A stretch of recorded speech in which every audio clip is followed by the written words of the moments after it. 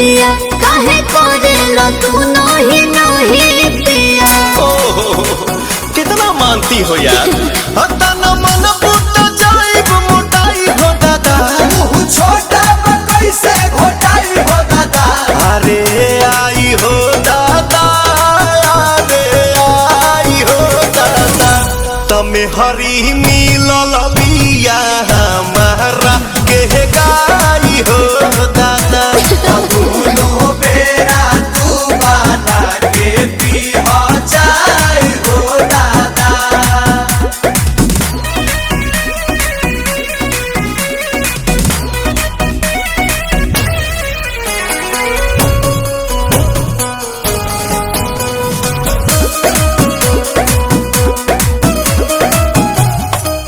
मिलत खीरे बाहो पनीरे बाहो, ऐसन वाइफ से लाइफ अमीरे बाहो। भगवान के लिखल त कदीरे बाहो। बोला बोला का कोई बोए सयाने आई नमकीन की मिठाइया।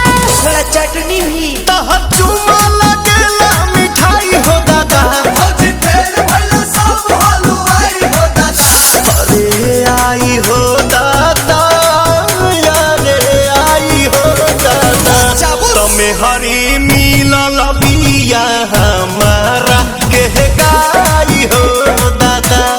दोनों बेरा तू बना के पीहा चाय हो दादा।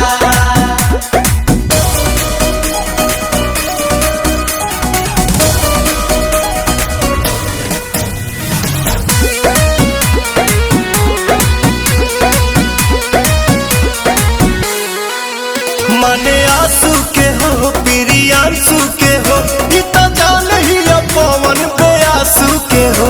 रोजे गोड़ा दबावे सासू के हो। पिया आई था कौन बने लगाई दी दिल बमकौआ।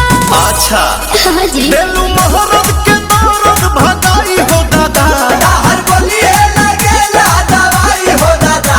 अरे आई हो दादा, अरे आई हो दादा, तुम हरे मिलल बिया हमारा के गाई हो दादा। दोनों बेरा तू बना के पीहा चाय हो दादा।